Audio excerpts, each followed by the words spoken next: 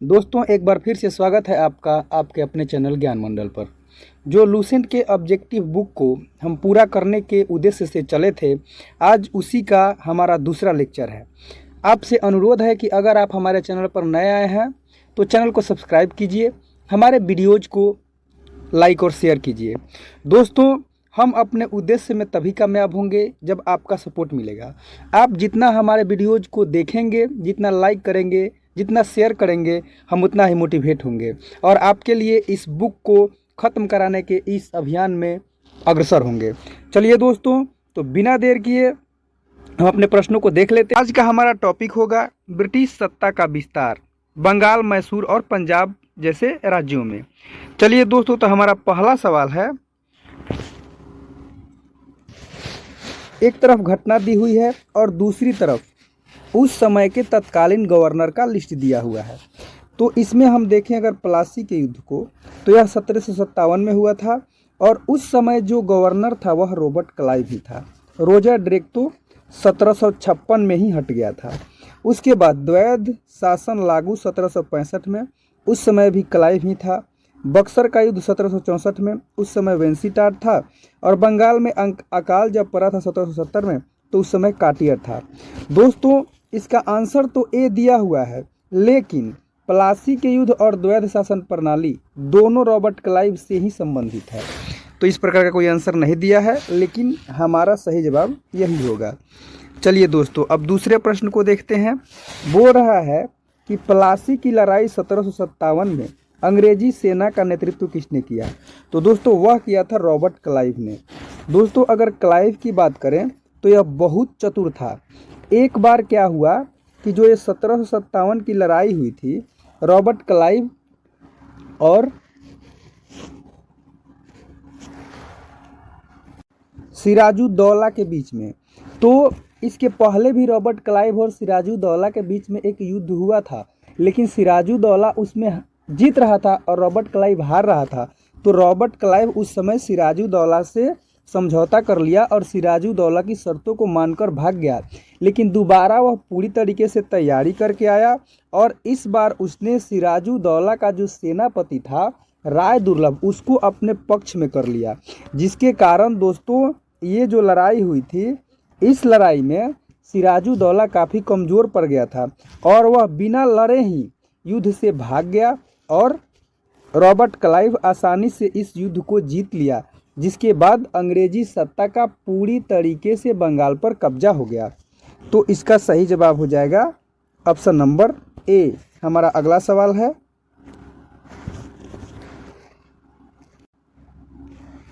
बक्सर के युद्ध 1764 में अंग्रेजी सेना का नेतृत्व किसने किया? तो दोस्तों, इसमें अंग्रेजी सेना का नेतृत्व किया था हेक्टर मुनरो ने। और इस युद्ध में एक तरफ से अंग्रेज थे जिसका नेतृत्व हेक्टर मुनरो कर रहा था और एक तरफ से मीर कासिम, मुगल बादशाह और अवध के नवाब तीनों थे। दोस्तों, 22 अक्टूबर 1764 को यह युद्ध बिहार के बक्सर में हुआ था, जिस युद्ध में मीर कासिम बुरी तरीके से हार गया और हेक्टर मुनरो जीत गया था। चलिए दोस्तों, अगले सवाल को देखते हैं। बोल रहा है, बंगाल का द्वैध शासन कब से कब तक चला? तो दोस्तों, बंगाल में द्वैध शासन 1765 ईस्वी से 1772 तक चला था। 1765 में इसको रॉबर्ट क्लाइव ने लागू किया था और 1772 ईस्वी में इसको वारेन हेस्टिंग ने हटा दिया। उसके बाद है वर्ष 1798 ईस्वी में लॉर्ड वेलेस्ली द्वारा प्रस्तावित सहायक संधि को स्वीकार करने वाला पहला भारतीय शासक था। तो दोस्तों, पहला भारतीय शासक था इसमें हैदराबाद का निजाम। सबसे पहले दोस्तों इसको हैदराबाद ने ही अपनाया था, उसके बाद मैसूर, उसके बाद तंजौर, उसके बाद अवध, उसके बाद पेशवा, उसके बाद सिंधिया ने इसको अपनाया था। उसके बाद है 6 नंबर क्वेश्चन, भारत का प्रथम गवर्नर जनरल वह वायसराय था। तो दोस्तों, इसमें या तो गवर्नर जनरल ही पूछना चाहिए था, नहीं तो वायसराय ही पूछना चाहिए था। अगर भारत के प्रथम गवर्नर जनरल की बात करें तो वह था लॉर्ड विलियम बेंटिक। लेकिन अगर भारत के प्रथम वायसराय की बात करें तो वह था लॉर्ड कैनिंग, जो कि 1858 के भारत सरकार अधिनियम के अंतर्गत जो गवर्नर जनरल का पद था उसको वायसराय बना दिया गया। तो पहला जो हमारा वायसराय था वह लॉर्ड कैनिंग ही था।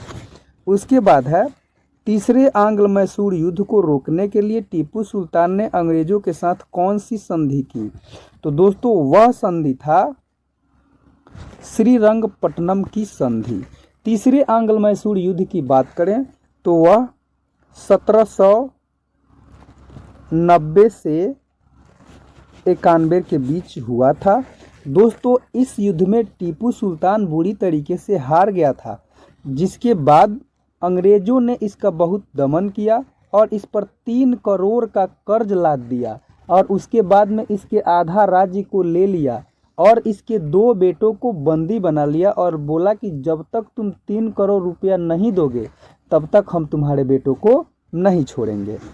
तो ये था तीसरा आंग्ल मैसूर युद्ध।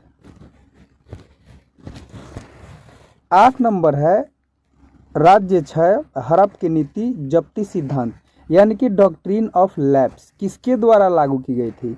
तो दोस्तों इसको लागू किया था लॉर्ड डलहौजी। दोस्तों डलहौजी की बात करें तो वह 1848 से 56 तक भारत का गवर्नर जनरल था, जिसने डॉक्ट्रिन ऑफ लैप्स की नीति लाई थी। इस नीति के अनुसार अगर भारत का कोई राजा है और उसका अपना संतान नहीं है तो वह संतान को गोद लेकर राजा नहीं बना सकता है। इसके बाद उसका राज्य सीधे अंग्रेजी साम्राज्य में शामिल हो जाएगा। दोस्तों इसके कारण झांसी की रानी जैसी वीरांगना ने इसका विरोध किया और अपनी वीरता का परचम भी लहराया था। उसके बाद है हमारा 9 नंबर क्वेश्चन।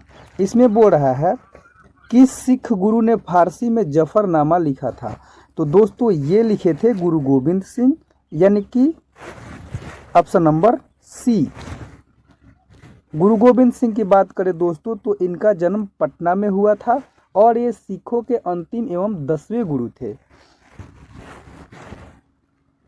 अगला सवाल है भारत में डाक व्यवस्था शुरू करने वाला ब्रिटिश गवर्नर जनरल था? तो दोस्तों वह शुरू किया था लॉर्ड डलहौजी 1854 में। और दोस्तों डलहौजी ही भारत में प्रथम बार रेल सेवा भी शुरू किया था। इसके बाद है किस सिख गुरु ने गुरु नानक की जीवनी लिखी?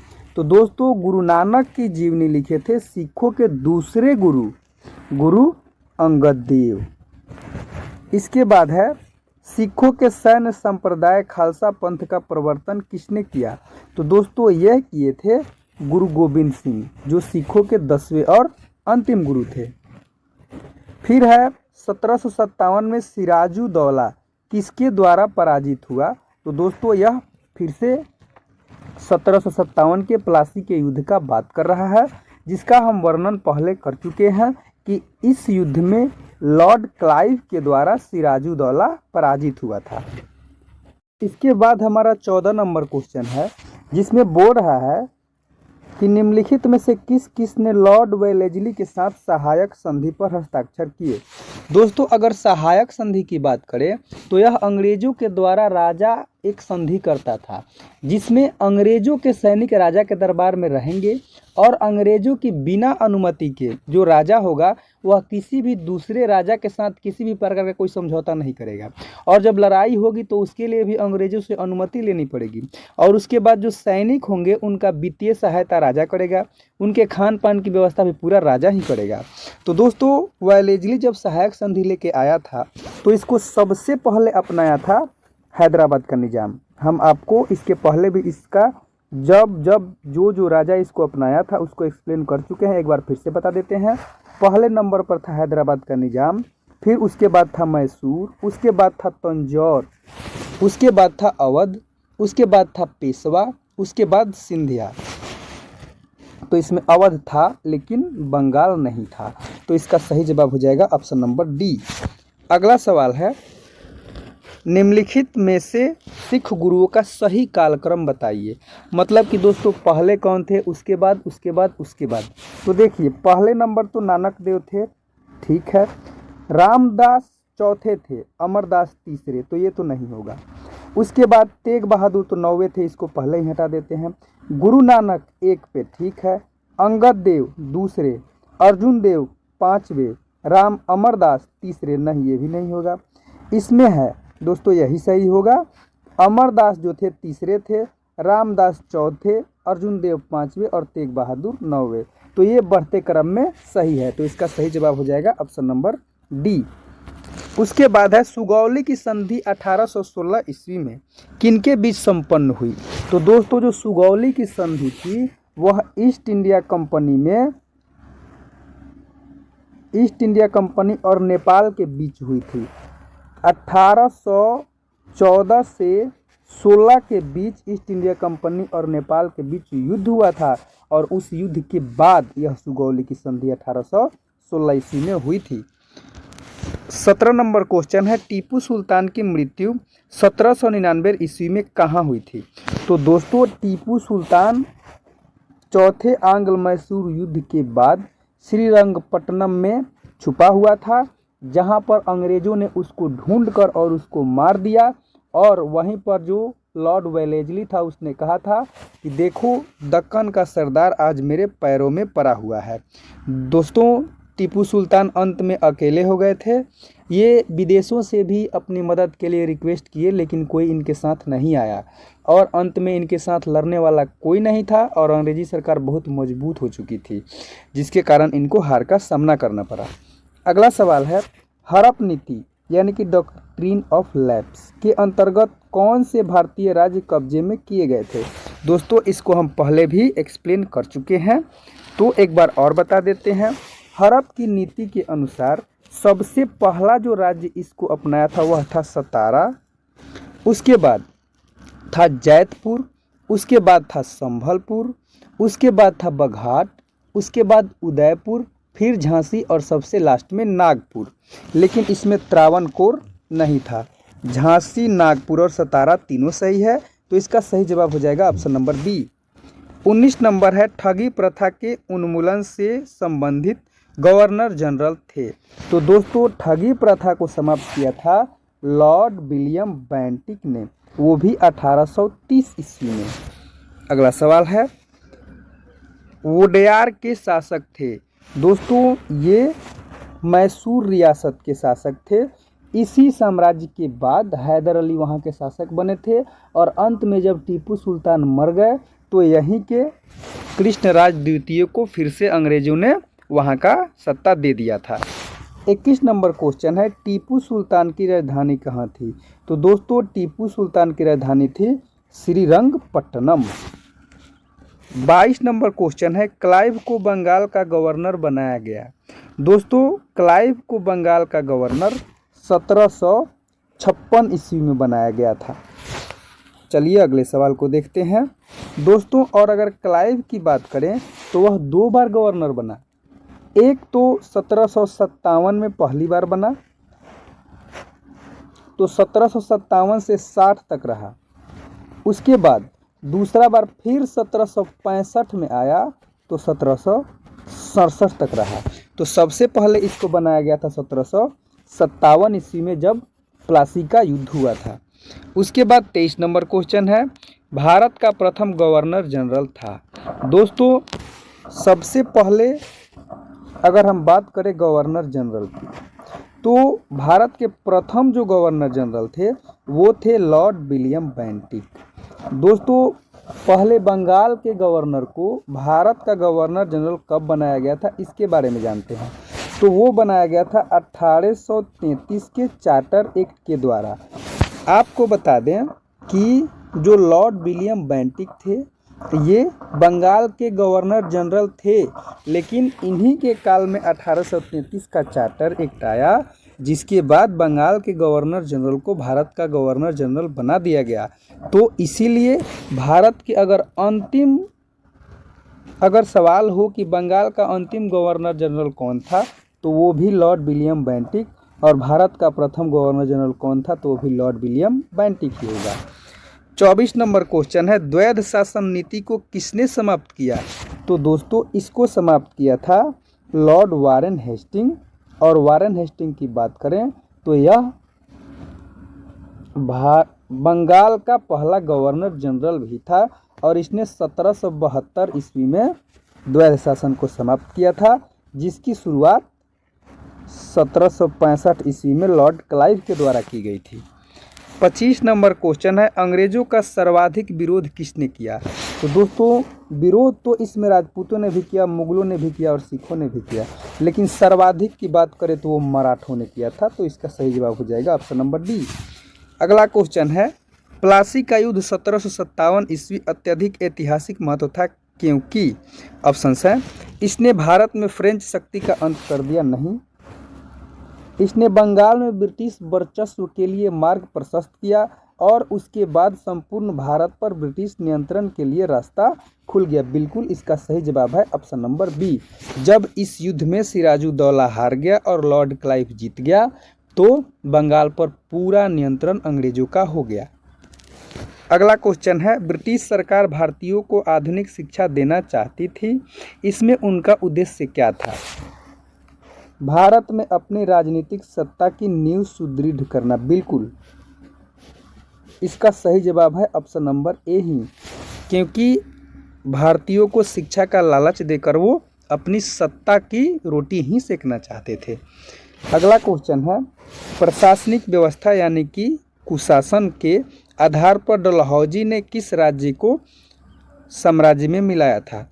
देखिए दोस्तों, तो जो डलहौजी था वह विलय की नीति लेकर आया था, जिसके अनुसार अगर किसी राजा के पास उसका अपना संतान नहीं है तो उसका जो साम्राज्य है वो अंग्रेज ले लेंगे। लेकिन जो अवध का नवाब था इसके पास अपना संतान भी था, तो डलहौजी ने यहाँ पे दूसरा उपाय लगाया और बोला कि अवध के जो जनता है वो वहाँ के शासक से संतुष्ट नहीं है, वहाँ पे पूरी कुव्यवस्था फैली हुई है, इसलिए उसने ज़बरदस्ती अवध पर कब्जा कर लिया था। अगला क्वेश्चन है, आदि ग्रंथ किसने संकलित किया? तो दोस्तों आदि ग्रंथ का संकलन किया था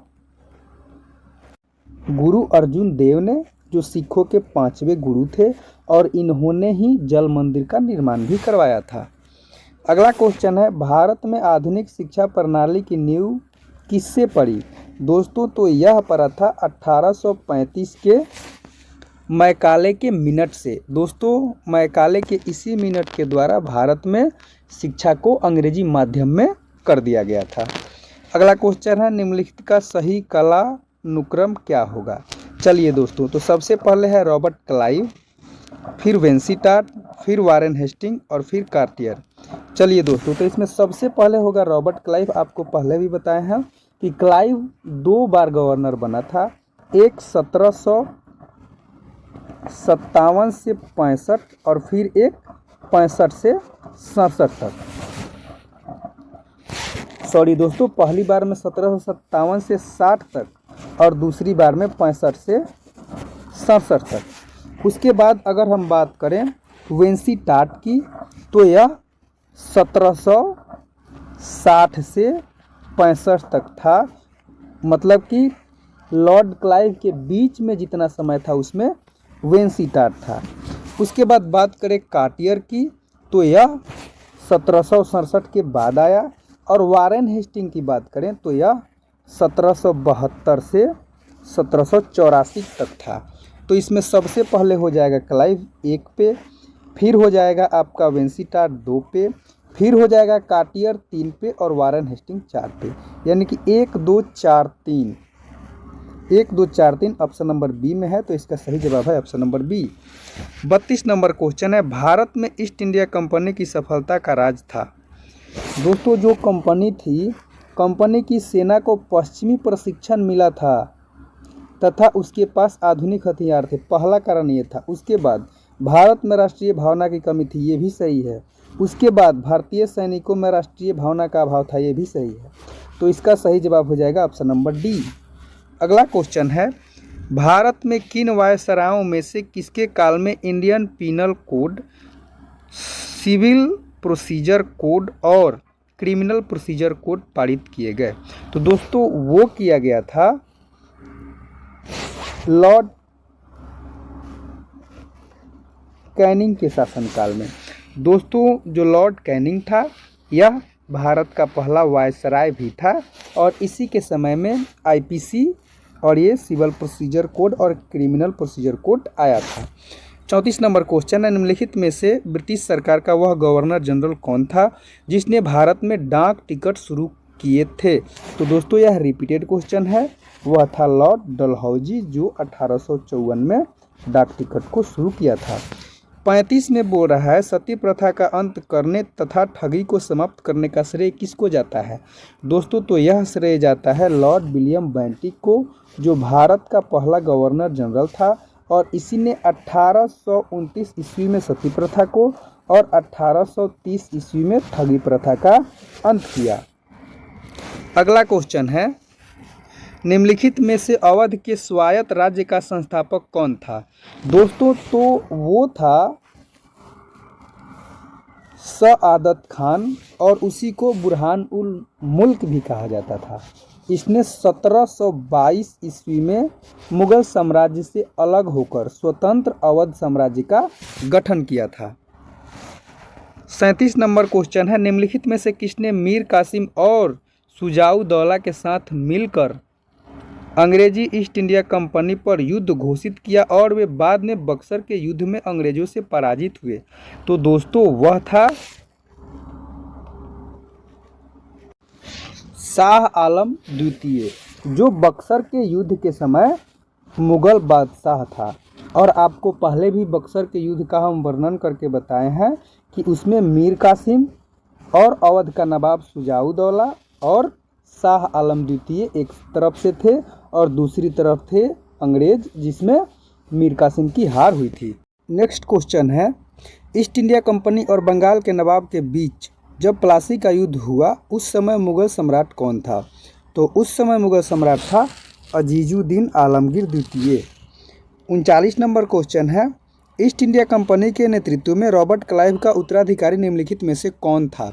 दोस्तों तो इसमें से कोई भी रॉबर्ट क्लाइव के जस्ट बाद आने वाला नहीं है, लेकिन इन चारों में रॉबर्ट क्लाइव के बाद पहले आया था वारेन हेस्टिंग, क्योंकि यह 1772 में आया था और रॉबर्ट क्लाइव 1765 से 67 तक था।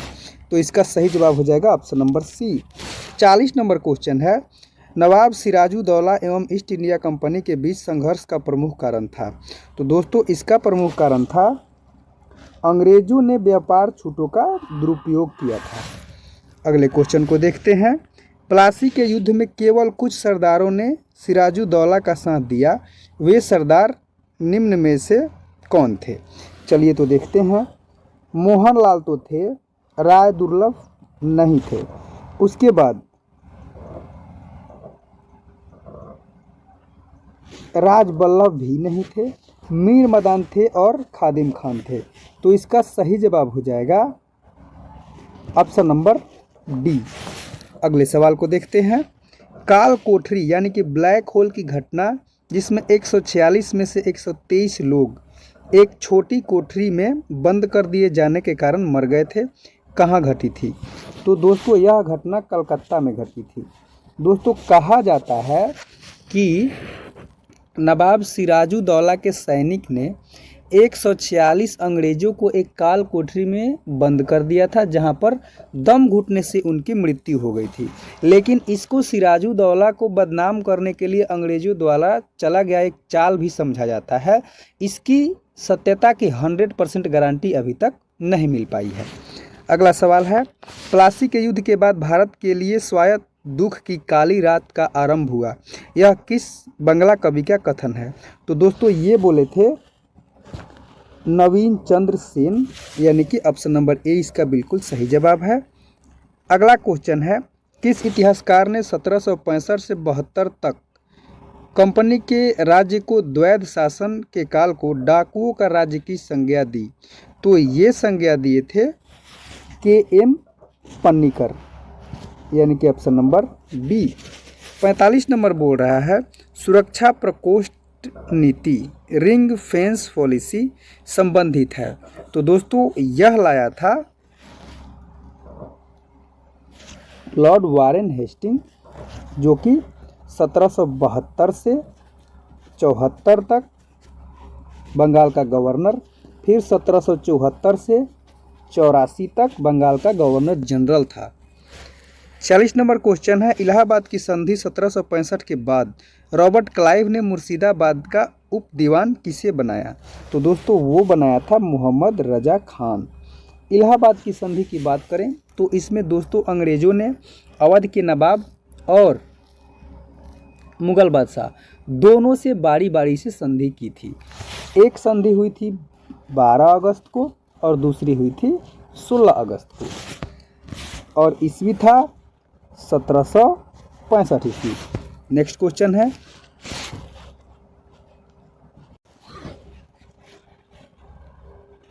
निम्नलिखित में से किस भारतीय को रॉबर्ट क्लाइव ने बिहार का नायब दीवान नियुक्त किया था? तो दोस्तों वो किया था राजा सिताब राय को, यानी कि option number D. 48 number question है, रंजीत सिंह ने सुप्रसिद्ध कोहिनूर हीरा प्राप्त किया था?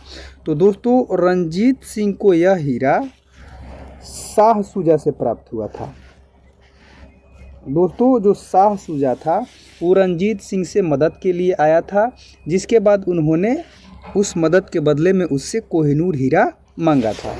तो इसका सही जवाब हो जाएगा option number A. 49 number question है, ब्रिटिश जनरल जिसने हैदर अली को पोर्टो नोवा के युद्ध में हराया? तो दोस्तों वह था सर आयर कूट। अगला क्वेश्चन है, महाराजा रंजीत सिंह के उत्तराधिकारी थे, तो इनका उत्तराधिकारी इनके सबसे बड़े लड़के खड़क सिंह थे, यानी कि ऑप्शन नंबर बी।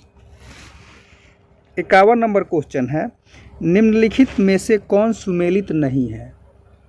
दोस्तों इसमें कार्नवालिस अस्थाई बंदोबस्त ठीक है, लॉर्ड वेलेजली सहायक संधि प्रणाली ये भी सही है, लॉर्ड हेस्टिंग द्वितीय आंग्ल मराठा युद्ध नहीं। दोस्तों द्वितीय आंग्ल मराठा युद्ध के समय में जो गवर्नर जनरल था वह वेलेजली था, क्योंकि वेलेजली का शासन 1898 से 1905 तक था और द्वितीय आंग्ल मराठा युद्ध 1802 में हुआ था।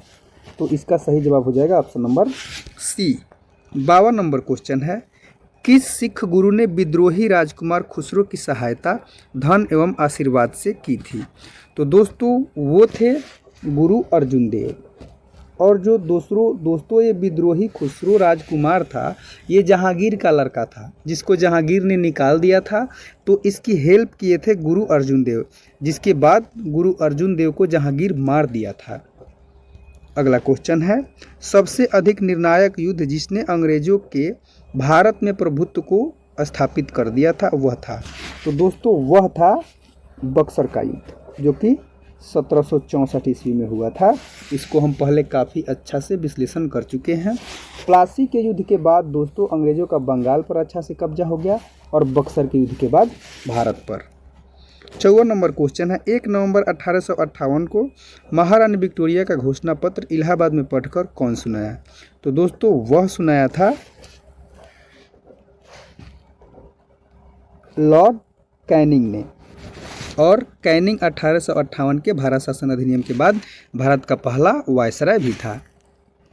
55 नंबर क्वेश्चन है, रंजीत सिंह किस मिसल से संबंधित थे? तो दोस्तों वो सुकर चकिया मिसल से संबंधित थे। 56 नंबर क्वेश्चन है, तथाकथित कुशासन के आधार पर किस गवर्नर जनरल ने मैसूर राज्य के प्रशासन को ले लिया था? तो दोस्तों वह था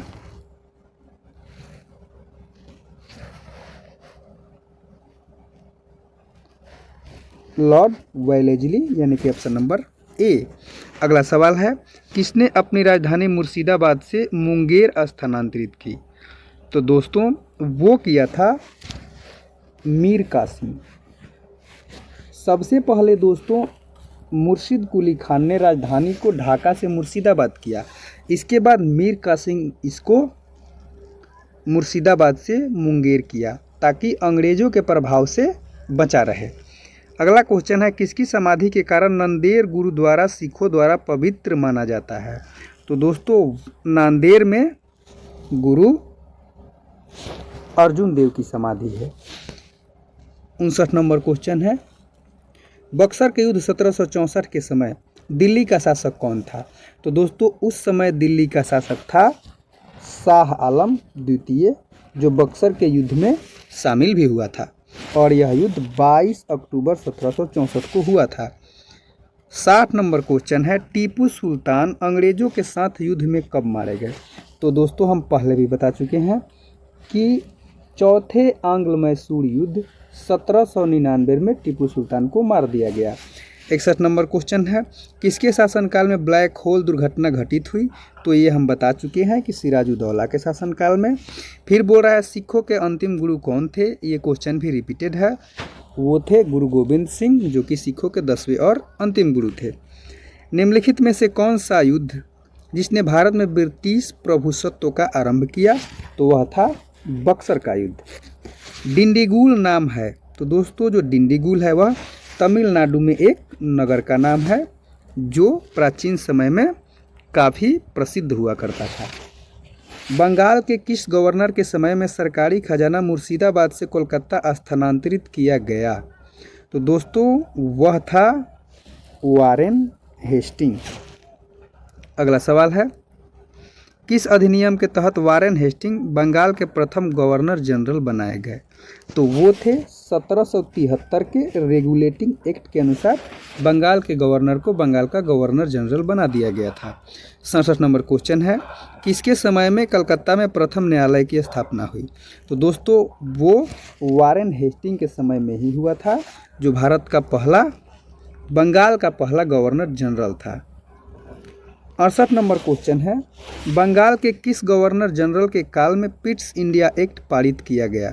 तो दोस्तों पिट्स इंडिया एक्ट 1784 जो है वारेन हेस्टिंग के समय में ही आया था, क्योंकि ये 1772 से 1784 तक बंगाल के गवर्नर जनरल थे।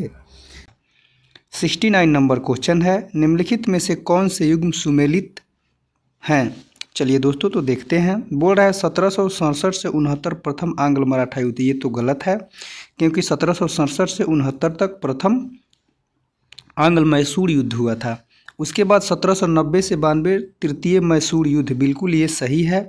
उसके बाद 1724 से 26 प्रथम आंग्ल बर्मा युद्ध, ये भी सही है। उसके बाद 1845 से 46 द्वितीय आंग्ल सिख युद्ध, ये गलत है, क्योंकि द्वितीय आंग्ल सिख युद्ध नहीं, इस समय पर प्रथम आंग्ल सिख युद्ध हुआ था। तो इसका सही जवाब हो जाएगा केवल 2 एवं 3, यानी कि ऑप्शन नंबर डी। अगला क्वेश्चन है, सिख गुरुओं से संबंधित निम्नलिखित कथनों पर विचार कीजिए। बंदा बहादुर को गुरु तेग बहादुर ने सिखों का सैन्य प्रमुख नियुक्त किया नहीं, इनको सिखों का सैन्य प्रमुख गुरु गोविंद सिंह ने नियुक्त किया था। उसके बाद गुरु अर्जुन देव सिखों के गुरु रामदास के पश्चात बने, बिल्कुल, क्योंकि अर्जुन देव 5वें एवं रामदेव 4थे सिखों के गुरु थे। उसके बाद गुरु अंगद देव ने सिखों को अपनी लिपि गुरुमुखी दी, बिल्कुल सही है। तो इस प्रकार से इसका सही जवाब हो जाएगा 2 एवं 3, यानी कि ऑप्शन नंबर बी। 71 नंबर क्वेश्चन है, भारत में ब्रिटिश शासन के दौरान निम्नलिखित राजसी राज्यों पर विचार कीजिए। झांसी, संभलपुर, सतारा। ब्रिटिश द्वारा समामेलन विलय का सही कालानुक्रम। चलिए दोस्तों इसको हम पहले भी बता चुके हैं, एक बार फिर बता देते हैं। सबसे पहले इसमें आया था सतारा, उसके बाद जैतपुर, फिर संभलपुर, उसके बाद बघाट, उसके बाद उदयपुर और तब झांसी। तो इसके बाद इस ऑप्शन के अनुसार हो जाएगा सतारा के बाद संभलपुर और फिर झांसी, यानी कि 3, 2, 1, वो है हमारा ऑप्शन नंबर सी में। 72 नंबर क्वेश्चन है, निम्नलिखित भारतीय शासकों में से कौन सा जिसने विदेशों में आधुनिक पद्धति से दूतावास स्थापित किए थे? तो दोस्तों वह था हैदर अली। अगला क्वेश्चन है, ब्रिटिश भारतीय राज्य क्षेत्र का अंतिम प्रमुख विस्तार हुआ। तो दोस्तों अंतिम प्रमुख विस्तार ब्रिटिशर्स का डलहौजी के समय में हुआ था। डलहौजी की बात करें तो यह 1800। हमारा अगला क्वेश्चन है, एक तरफ ईस्वी दिया है और दूसरी तरफ दिया हुआ है युद्ध के बारे में। तो चलिए इसको देखते हैं। सबसे पहले है 1775 ईस्वी, तो इस समय हुआ था प्रथम आंग्ल मराठा युद्ध, यानी कि ए में हो जाएगा 3। उसके बाद 1780, तो इस समय हुआ था द्वितीय आंग्ल मैसूर युद्ध, जो 1780 से 1884 तक हुआ था। उसके बाद है 1824, तो इस समय प्रथम आंग्ल वर्मा युद्ध हुआ था। इसके बाद है 1838, तो इस समय प्रथम आंग्ल अफगान युद्ध हुआ था। तो इस प्रकार हमारा सही जवाब हो जाएगा ऑप्शन नंबर सी। अगले सवाल को देखते हैं। बोल रहा है ठगों के दमन में निम्नलिखित में से कौन संबंध था। तो दोस्तों ठगों के दमन में सबसे ज़्यादा योगदान दिया था कर्नल स्लीमैन।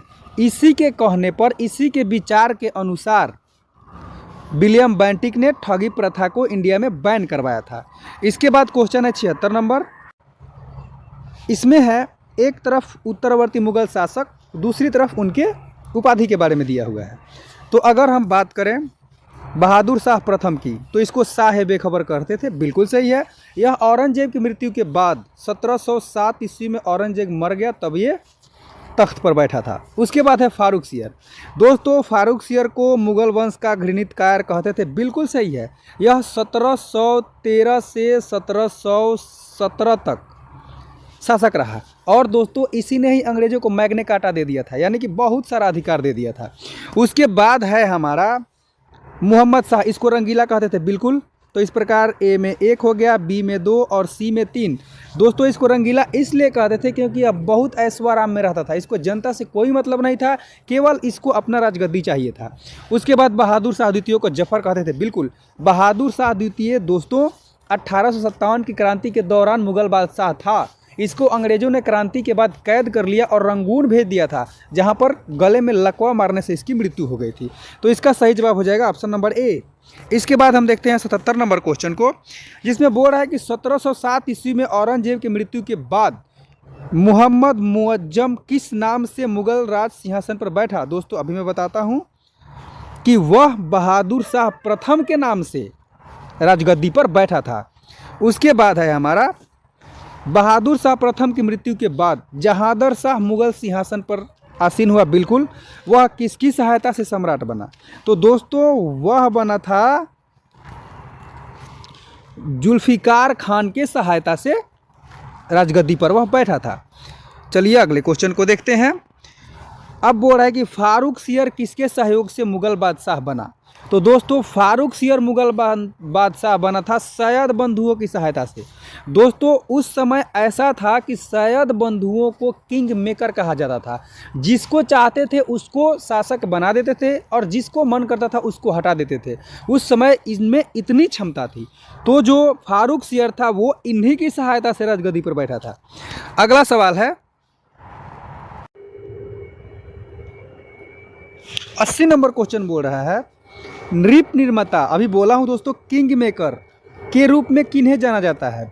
तो दोस्तों सैयद बंधुओं को किंग मेकर के नाम से जाना जाता है।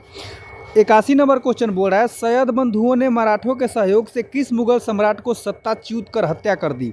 तो दोस्तों वो किया था जहांदर शाह का हत्या किया और उसके बाद फिर से राजा बना था फारूक सियर। 82 नंबर क्वेश्चन बोल रहा है सैयद बंधु ने किस किस को बादशाह बनाने का काम किया। तो दोस्तों सबसे पहले फारूक सियर को, क्योंकि जहांदर शाह की हत्या करके फारूक सियर को राजा बनाया। उसके बाद फारूक सियर की फिर हत्या करके और मोहम्मद शाह को राजा सैयद बंधु ही बनाए थे। उसके बाद रफ़ी उद दौला को भी बनाए थे और रफ़ी उद दरजात को भी बनाए थे। यानी कि इसका सही जवाब हो जाएगा ऑप्शन नंबर सी, यानी कि 1, 2, 3 एवं 4 सबको राजा सैयद बंधु ही बनाए थे। अगला क्वेश्चन है सैयद बंधुओं का पतन किसके समय में हुआ। दोस्तों अब सैयद बंधुओं का प्रभाव इतना बढ़ रहा था कि जो उस समय शासक बना था मोहम्मद शाह रंगीला, इसके मन में डाउट हो गया कि अगर इनका मन किया तब तो ये मेरी भी हत्या करके किसी और को राजा बना देंगे। तो उसके बाद जब 1719 ईस्वी में मोहम्मद शाह रंगीला तख्त पर बैठ गया तो 1720 ईस्वी में इसने सैयद बंधुओं की हत्या करवा दी। तो इनका पतन किसके समय में हुआ था। तो मोहम्मद शाह रंगीला के समय में हुआ था। 84 नंबर क्वेश्चन बोल रहा है किस मुगल बादशाह का मूल नाम रोशन अख्तर था। तो दोस्तों यही मोहम्मद शाह रंगीला का ही मूल नाम रोशन अख्तर था। 85 नंबर क्वेश्चन है अवध, हैदराबाद, भरतपुर, रुहेलखंड एवं फर्रुखाबाद किस मुगल शासक के समय में स्वतंत्र हुए? तो दोस्तों ये स्वतंत्र हुए थे मोहम्मद शाह रंगीला के ही समय में। मैं पहले ही बता दिया हूँ कि जो मोहम्मद शाह रंगीला था यह बहुत अयासबाज था। इसको केवल अपने ऐशो आराम से मतलब था, उसके बाद इसके शासन क्षेत्र में लोग कैसे रह रहे हैं नहीं रह रहे हैं उससे कोई मतलब नहीं था। इसी का फ़ायदा उठाकर जो लोग जहाँ जहाँ थोड़े मजबूत हुए मुग़ल बादशाह से अलग होकर अपना एक स्वतंत्र राज्य बनाने लगे और ऐसे ही ये सारे राज्य अस्तित्व में आए थे। चलिए दोस्तों अब अगले सवाल को देखते हैं। 86 नंबर बोल रहा है, भारत पर आक्रमण करने वाले किस ईरानी शासक को ईरान का नेपोलियन कहा जाता है? तो दोस्तों वह कहा जाता है नादिर शाह को। नादिर शाह 1739 ईस्वी में भारत आया था और भारत को लूटा और इसके डर से उस समय दिल्ली पर शासन कर रहा था मोहम्मद शाह रंगीला। तो उसने तो शासन के क्षेत्र में कुछ किया नहीं, सैनिकों को मजबूत बनाया नहीं, तो वह कमज़ोर पड़ गया था और जिसके कारण उसने नादिर शाह के डर से गद्दी छोड़कर भाग गया। जिसके बाद नादिर शाह दिल्ली को लूटा और उसी समय वह जो कोहिनूर हीरा है उसको लूट कर लेकर चला गया था। इसके बाद है हमारा क्वेश्चन नंबर 87, बोल रहा है अहमद शाह अब्दाली के प्रथम आक्रमण के समय मुगल सम्राट कौन था? तो दोस्तों उस समय भी था मोहम्मद शाह रंगीला ही। उसके बाद है अहमद शाह अब्दाली ने भारत पर कुल 7 बार आक्रमण किए, जिनमें सर्वाधिक 3 आक्रमण किस मुगल शासक के समय में हुए? तो दोस्तों वह अहमद शाह अब्दाली के ही समय में सबसे ज़्यादा 3 आक्रमण किया था। 89 नंबर क्वेश्चन है, किस मुगल शासक का वास्तविक नाम अली गौहर था? तो दोस्तों अली गौहर नाम था, तो यह कहा जाता है शाह आलम द्वितीय को। दोस्तों अगर हम बात करें शाह आलम द्वितीय की, तो जो ये था बक्सर के युद्ध के समय यही मुगल बादशाह था। चलिए अगला क्वेश्चन देख लेते हैं। बोल रहा है कौन सा मुगल बादशाह विषम परिस्थितियों के कारण विशेषतः मीर बख्शी नजीबुद्दौला के भय के कारण 12 वर्ष दिल्ली से दूर निर्वासित के रूप में जीवन बिताया और फिर मराठों की सहायता से दिल्ली की राजगद्दी पर पुनर्स्थापित हुआ? तो दोस्तों वह यही था शाह आलम द्वितीय। दोस्तों इसको एक उजड़ते हुए सम्राट का शासक भी कहा जाता है या एक मतलब बर्बाद हो चुके साम्राज्य का शासक भी कहा जाता है। चलिए अगले सवाल को देख लेते हैं। 91 नंबर है, कौन मुगल बादशाह एक बड़ा शायर भी था जिसके द्वारा अपने आखिरी समय में कहा गया यह शेर विख्यात है, कितना है बदनसीब जफर के दफन के लिए 2 गज जमीन न मिली कुए यार में? दोस्तों तो वह था बहादुर शाह जफर, जिसको बहादुर शाह द्वितीय कहा जाता है और 1857 की क्रांति के समय यही दिल्ली का शासक था और इसी ने यह बात कही थी। चलिए अगले क्वेश्चन को देखते हैं। अंग्रेजों का पेंशनर बनने वाला प्रथम मुगल बादशाह कौन था? तो दोस्तों वह था शाह आलम द्वितीय। 93 नंबर क्वेश्चन है, सुमेलित कीजिए, एक तरफ दिया हुआ है राज्य और दूसरी तरफ उसके संस्थापक को दिया है। चलिए दोस्तों तो देखते हैं। बंगाल 1713 ईस्वी में मुर्शिद कुली जफर खान ने किया था, बिल्कुल ए में एक ही होगा। फारुखाबाद 1714 में मोहम्मद खां बंगस, बिल्कुल बी में 2 होगा। कर्नाटक 1720 सआदत उल्ला खान, बिल्कुल सही है। उसके बाद अवध मीर मोहम्मद अमीन सादत खान बुरहान मुल्क, बिल्कुल ये भी सही है। तो इसका सही जवाब हो जाएगा ऑप्शन नंबर ए। अगला सवाल है, सूची 1 को 2 से मिलाना है और फिर यहाँ पर एक तरफ राज्य और दूसरे तरफ उसके संस्थापक को दिया हुआ है। तो हैदराबाद 1724 ईस्वी में मीर कमरुद्दीन चिनकिलिज खान या निजाम उल मुल्क, बिल्कुल सही है, ए में एक ही होगा। रुहेलखंड अली मोहम्मद खान 1727 ईस्वी, ये भी सही है। भरतपुर 1740 ईस्वी बदन सिंह, सही है। मैसूर 1761 हैदर अली, बिल्कुल सही है। इसका भी सही जवाब हो जाएगा ऑप्शन नंबर ए। अगला सवाल है हमारा, किस राज्य के शासक नवाब वजीर कहलाते थे? तो दोस्तों अवध के नवाब को नवाब वजीर कहते थे। 96 नंबर क्वेश्चन है, किसने ग्रामीण जाटों को एक सैनिक शक्ति के रूप में संगठित किया? तो दोस्तों वह था चूड़ामन, जिसको जाटों का प्लेटो भी कहा जाता है, यानी कि ऑप्शन नंबर सी। 97 नंबर क्वेश्चन है, निम्नलिखित में से किसे जाटों का अफलातून यानी कि प्लेटो ऑफ जाट्स एवं जाटों का आदरणीय विद्वान व्यक्ति कहा जाता है? तो दोस्तों वो कहा जाता है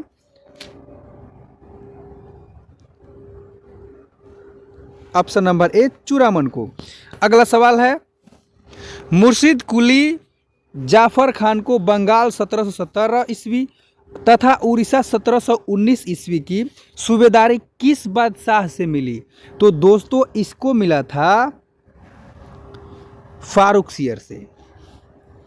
अगला सवाल है, किसने मुर्शिदाबाद की स्थापना की तथा उसे ढाका के स्थान पर बंगाल की राजधानी बनाया? तो दोस्तों वह था मुर्शिद कुली खान। इसको मुर्शिद कुली जफर खान भी कहते थे। दोस्तों यही था जिसने मुगल साम्राज्य से अलग होकर स्वतंत्र बंगाल राज्य की स्थापना की, जिसकी राजधानी पहले ढाका थी तो वहां से हटाकर फिर मुर्शिदाबाद किया। 100 नंबर सवाल है, बंगाल के शासक मुर्शिद कुली जाफर खान एवं अंग्रेजी ईस्ट इंडिया कंपनी के बीच विवाद का सर्वप्रथम कारण था। चलिए देखते हैं। मुगल बादशाह फारुखसियर द्वारा 1717 ईस्वी में जारी फरमान की मुर्शिद अली जाफर खान एवं ब्रिटिश कंपनी द्वारा अलग अलग व्याख्या। बिल्कुल इसका सही जवाब हो जाएगा ऑप्शन नंबर ए। अगला सवाल है, किस मुगल बादशाह ने 1733 में बिहार की सूबेदारी बंगाल के नवाब शुजाउद्दीन को प्रदान की? तो दोस्तों जाहिर सी बात है उस समय शासक था मोहम्मद शाह रंगीला, तो इसी ने प्रदान किया था। अगला सवाल है, बंगाल के किस नवाब ने यूरोपीय लोगों की तुलना मधुमक्खी के छत्ते से की, जिसे यदि न छोड़ा जाए तो शहद देगी, पर यदि छत्ते के साथ छेड़छाड़ की गई तो मधुमक्खियां काट काट कर प्राण ले सकती है? दोस्तों यह कहा था अलीवर्दी खान ने। दोस्तों एक बात हमको देखने को मिलती है कि जो अलीवर्दी खान था वह अंग्रेजों के प्रति न्यूट्रल रहा, ज़्यादा वो इनके साथ छेड़छाड़ नहीं किया। अगला सवाल है, अंग्रेजों द्वारा कलकत्ता तथा फ्रांसीसियों द्वारा चंद्रनगर की किलेबंदी सुदृढ़ करने का विरोध करते बंगाल के किस नवाब ने कहा, तुम व्यापारी हो, तुम्हें किले का क्या करना है, मेरे संरक्षण में रहते हुए तुम्हें शत्रुओं का कोई भय नहीं है? दोस्तों यह कहा था सिराजुद्दौला ने, और अंग्रेजों के द्वारा किए जा रहे किलेबंदी को रोक दिया था, जिसके कारण 1757 में 23 जून को प्लासी का युद्ध हुआ और सिराजुद्दौला को हारना पड़ा।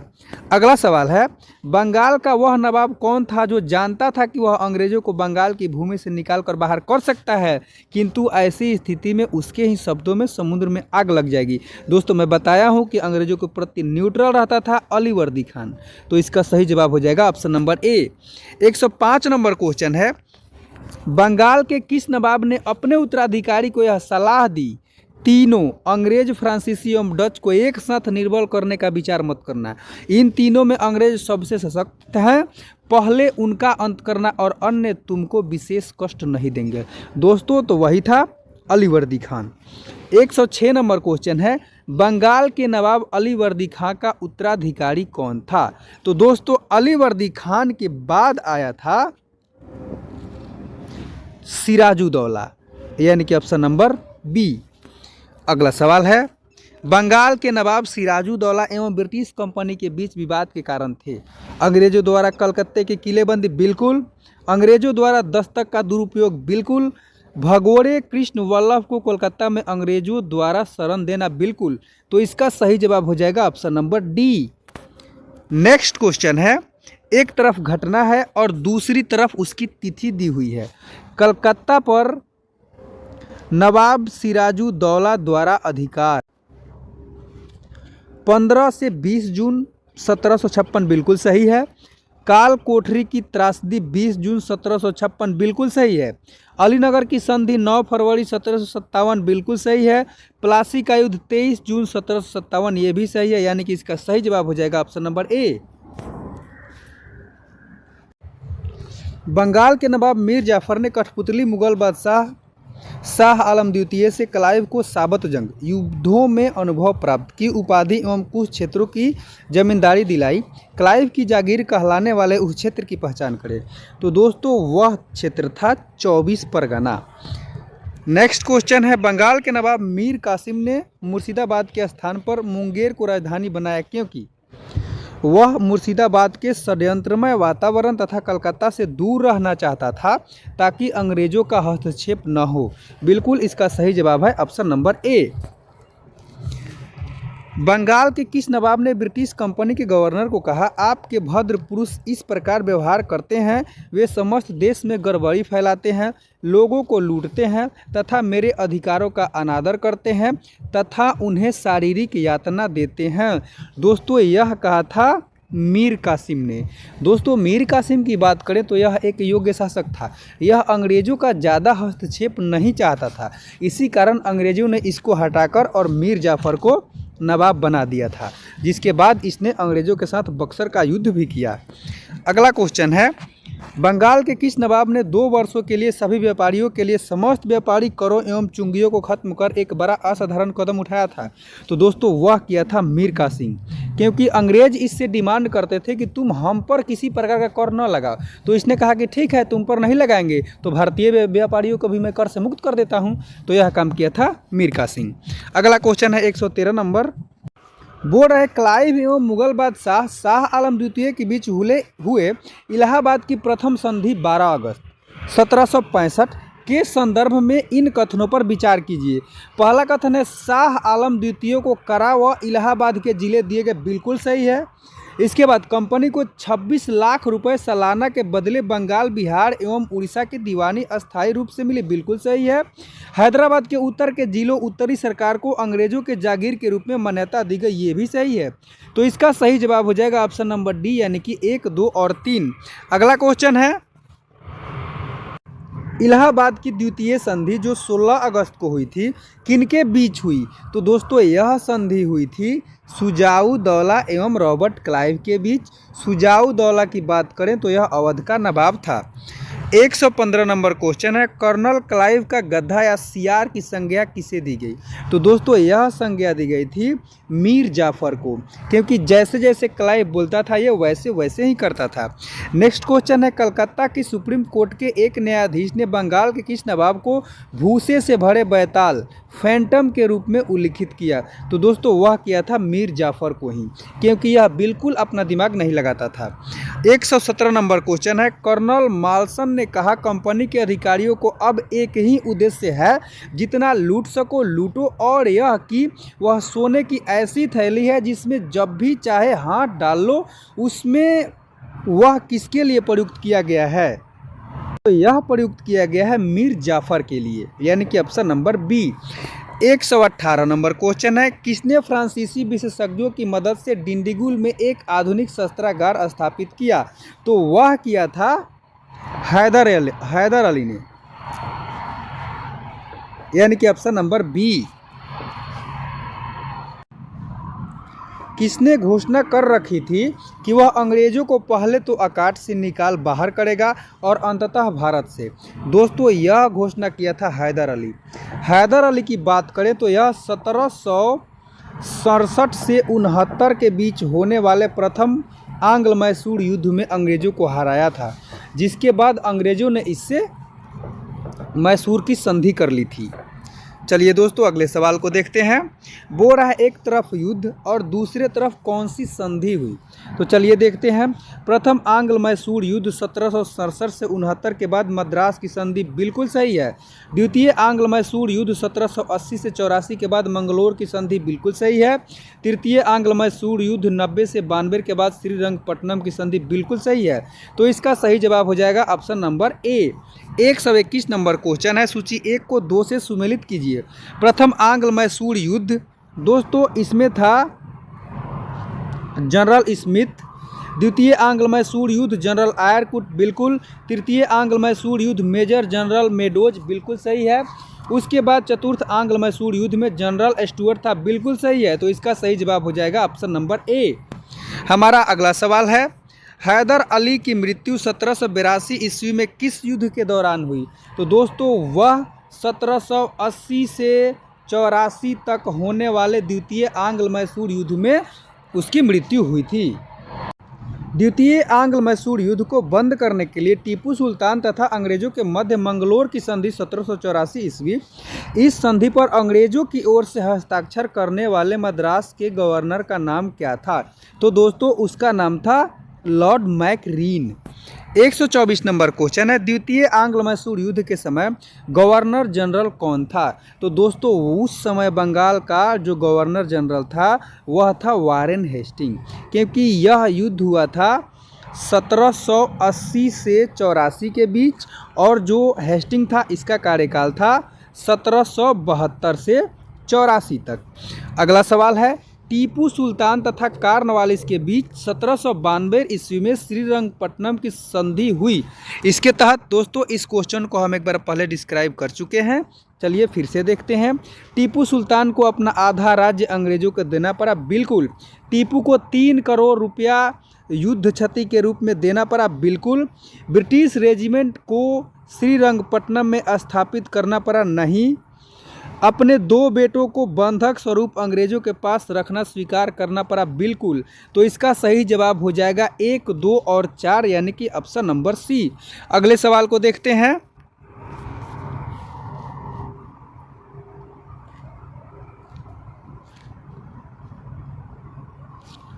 टीपू सुल्तान ने अंग्रेजों को निष्कासित करने के लिए निम्न में से किन देशों के साथ संपर्क स्थापित किया?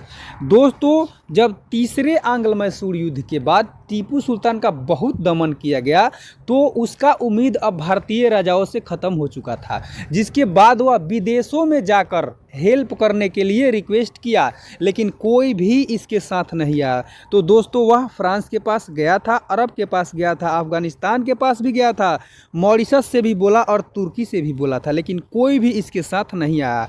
तो इसका सही जवाब हो जाएगा ऑप्शन नंबर डी। अगला क्वेश्चन है, टीपू सुल्तान के संबंध में इन कथनों पर विचार कीजिए। टीपू ने एक नया कैलेंडर या पंचांग लागू किया। टीपू ने सिक्का ढलाई की नई प्रणाली की शुरुआत की। टीपू ने माप तौल के लिए नए पैमाने को अपनाया। फ्रांसीसी क्रांति की सफलता से प्रभावित होकर उसने श्रीरंगपट्टनम में जैकोबिन क्लब की स्थापना की, स्वतंत्रता का वृक्ष लगाया तथा अपने को नागरिक टीपू विहित करने लगा। बिल्कुल, ये चारों ऑप्शन टीपू सुल्तान के बारे में बिल्कुल सही हैं। तो इसका सही जवाब हो जाएगा ऑप्शन नंबर डी।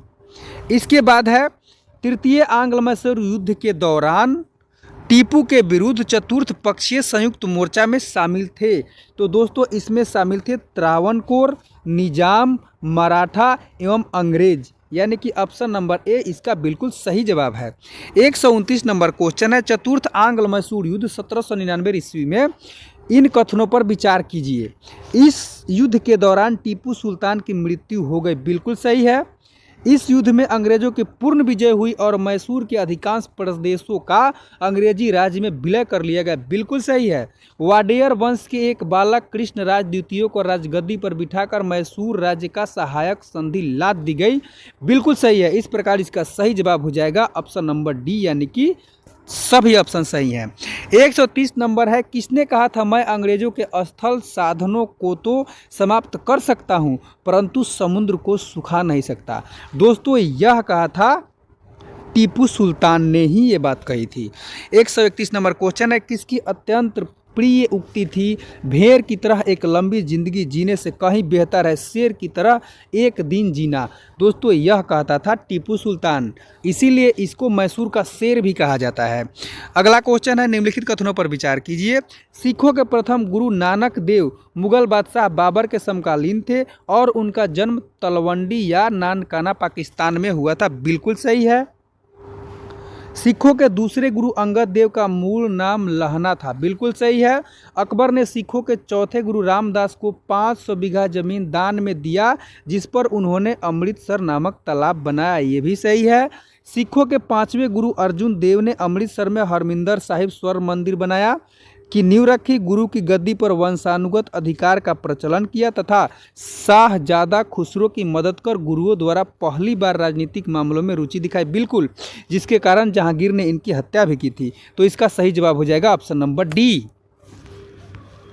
अगला सवाल है, किस सिख गुरु ने प्रत्येक सिख से दशांश धार्मिक कर वसूल करना प्रारंभ किया एवं साधु वेश त्याग कर राजसी वस्त्र पहनना आरंभ किया।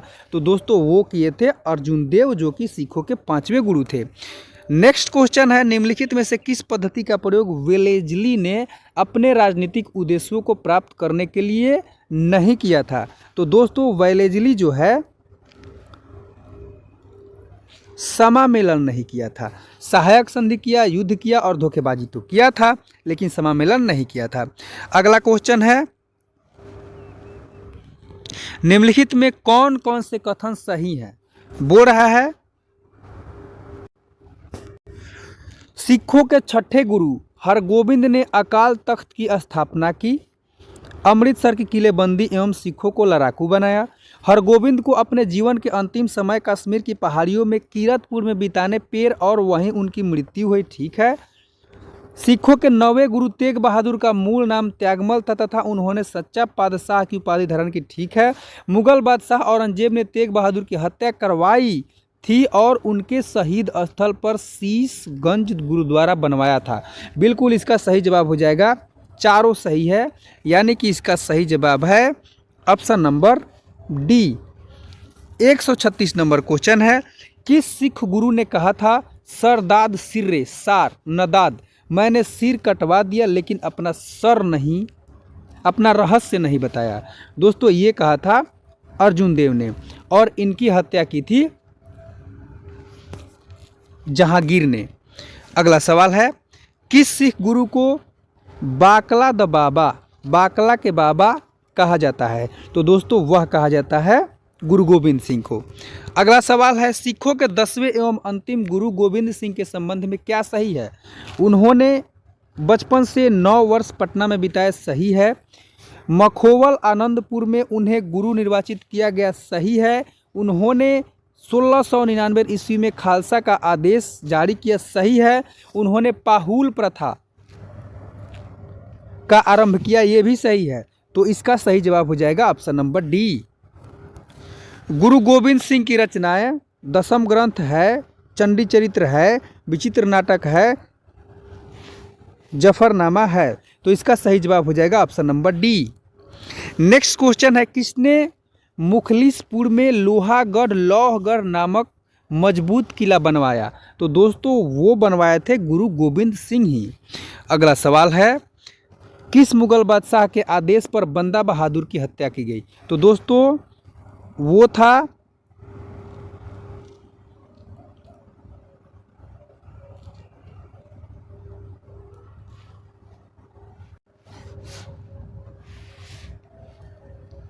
फारुखसियर।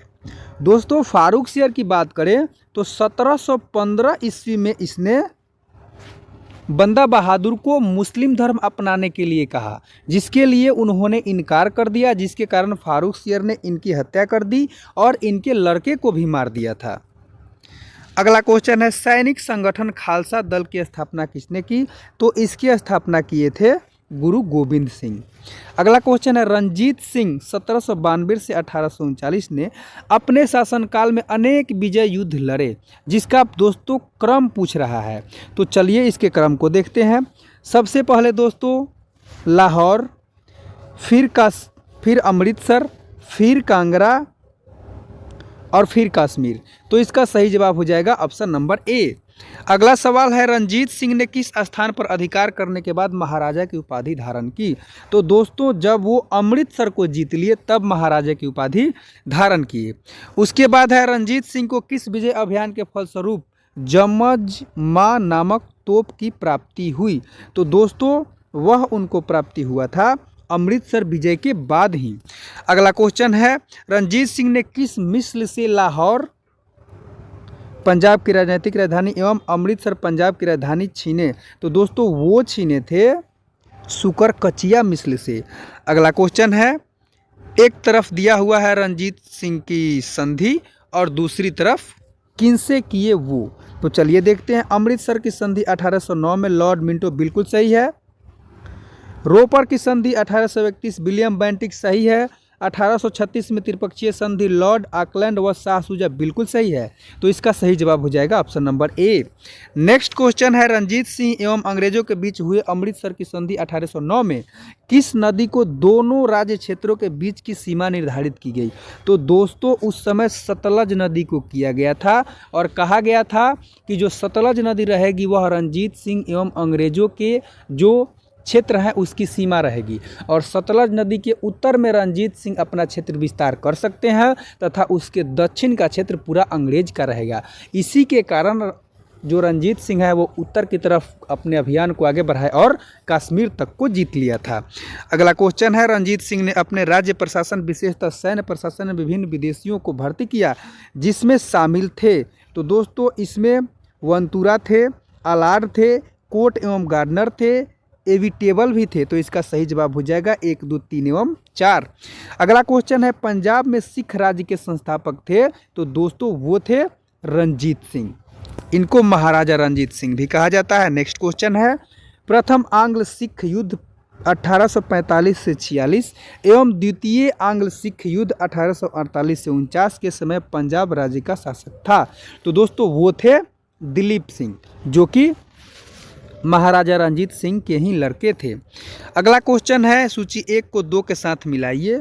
एक तरफ दिया हुआ है संधि और दूसरी तरफ दिया हुआ है ईस्वी। तो लाहौर की संधि 1846 सही है, वैरोवाल की संधि 1846 ये भी सही है, पंजाब का अंग्रेजी राज्य में विलय 1849 बिल्कुल सही है। क्योंकि दोस्तों जब द्वितीय आंग्ल सिख युद्ध 1848 से 49 के बीच हुआ, इसमें सिख हार गए थे, जिसके बाद अंग्रेजों ने सिख राज्य को अपने राज्य में मिला लिया था।